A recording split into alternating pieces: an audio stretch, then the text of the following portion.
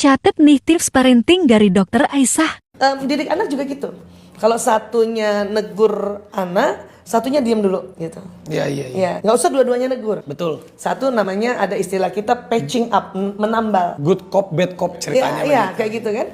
Jadi misalnya mamanya sekarang yang marahin dia, papa tenang dulu, pas mama nggak ada, kita kasih kode supaya papa menjelaskan. Masuk. Besok lagi jangan selalu mama yang marah gitu. Gantian lagi papa yang marah. Supaya anak tidak memanipulasi kondisi. Iya. Karena anak-anak tuh suka memanipulasi. Oh, bapakku nih yang Marah-marah. paling gampang dia nggak pernah marah-marah. Dia aja yang kita manipulasi. Iya. Itu bawah sadar tuh. Iya. Bisa gitu juga sih. Bener. Iya. Sekarang tuh aku tuh jarang banget melarang. Pasti Gigi yang banyak melarang. Pasti anakku tuh, papa boleh nggak beli game? Anakku dia tahu, aku nggak pernah bilang nggak. Ya. Nah sekarang kalau boleh gantian. Ya Papa Raffi yang melarang, Mama Gigi yang pecap. Besok lagi gantian, dia bermain peran namanya, role play. Karena anak-anak harus tahu bahwa oh bapak ibunya dua-duanya itu kompak. Berhenti sejenak yuk bro, mau kemana? Semakin kita cari, semakin menghilang. Semakin kita kejar, semakin berlari. Itu tandanya Tuhan tidak menghendaki kita untuk memiliki.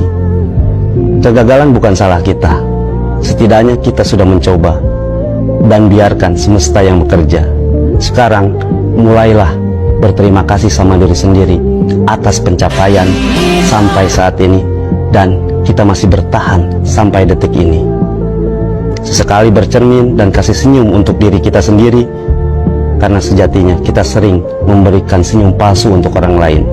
Tetaplah berbahagia dengan cara sendiri, karena tidak ada jaminan kita masih bernapas esok hari. Semangat! Jangan lupa pakai helm. Hari demi hari telah ku lewati, tak pernah aku bersamamu lagi. Tak pernah aku menduga kau akan pergi tinggalkan aku.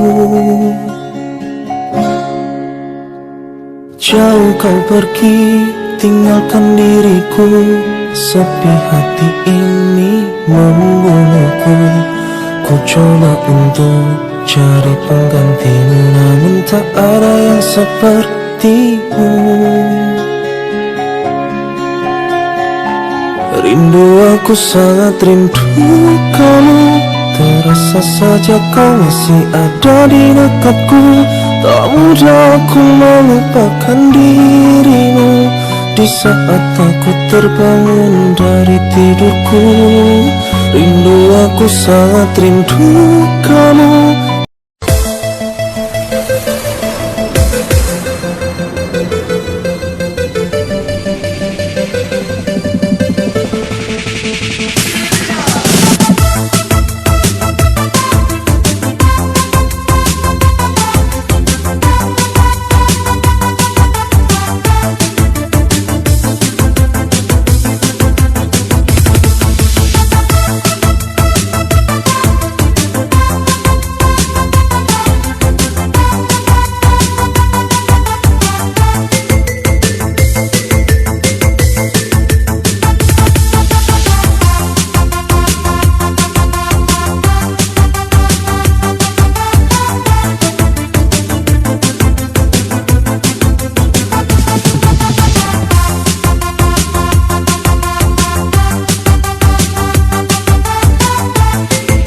Dalam hadis Qudsi dikatakan, jika bukan karena engkau Muhammad, tidak akan aku ciptakan alam semesta ini.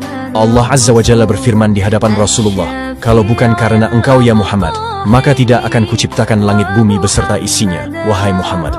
Tertunduk Nabi Muhammad mendengar kalimat ini. Kemudian beliau berkata, ya Rabb, kalau memang kau ciptakan langit bumi beserta isinya, itu karena aku. Maka aku ingin bertanya, aku ini untuk siapa ya Allah?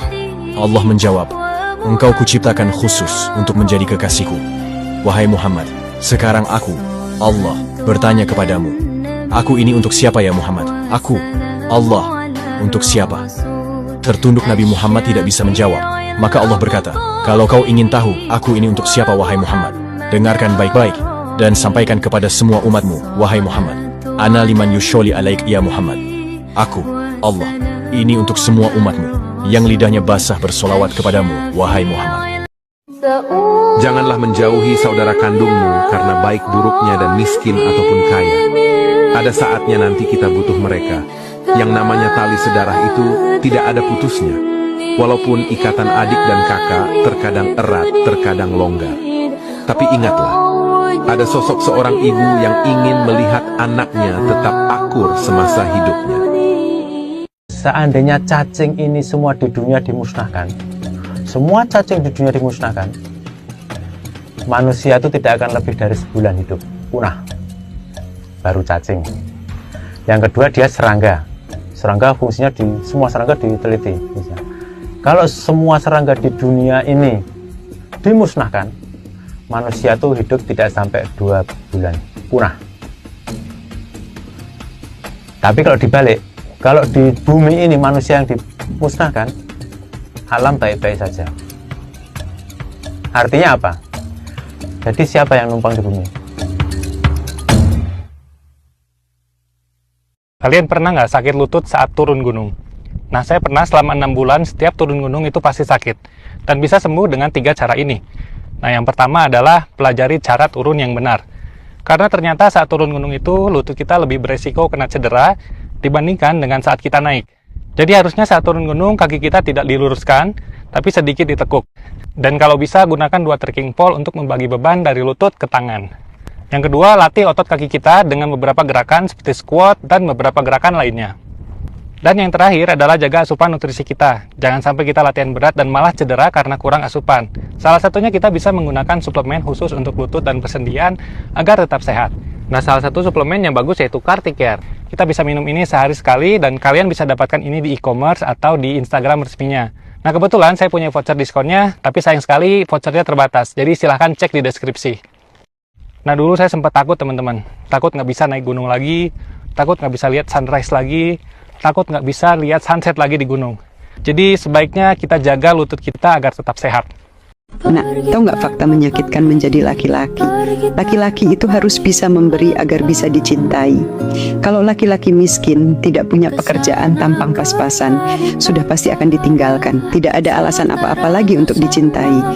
Sementara perempuan bisa dicintai apapun keadaannya. Perempuan miskin akan tetap dicintai, perempuan tidak punya pekerjaan akan tetap dicintai, perempuan yang tidak cantik pun akan tetap dicintai. Kejam ya kedengarannya, tapi memang itu kenyataannya. Perempuan bisa memilih untuk di rumah atau bekerja, walaupun tidak semua. Tetapi laki-laki tidak bisa memilih itu. Laki-laki dipaksa untuk terus memberi sampai lupa kalau mereka juga berhak untuk menerima. Jadi teruntuk anakku yang laki-laki, semoga kalian dikuatkan ya. Allah mengingatkan juga dalam surah Al-Anbiya, wahai para orang ragawan yang merasa badannya berotot, kuat, segar, atau orang-orang yang menjaga kesehatannya dengan vitamin yang mahal, tidak akan bermanfaat pada saat ajal datang. Wahai orang-orang yang merasa hartanya banyak, orang yang selalu memerintahkan banyak pegawainya, sadarlah teman-teman sekalian, bahwasanya itu hanya sebentar. Semua ada pertanggungjawabannya. Allah mengingatkan dalam surah Al-Anbiya, surah nomor 21 ayat 35. A'udzubillahi minasyaitonir rajim. Kullu nafsin dha'iqatul maut wa nabluukum bisyarri wal khairi fitnah wa ilaina turja'un. Semua yang bernyawa pasti akan mati dan kami menguji kalian dengan kebaikan dan keburukan sebagai fitnah. Maka kalian harus tahu kalian akan dikembalikan kepada kami.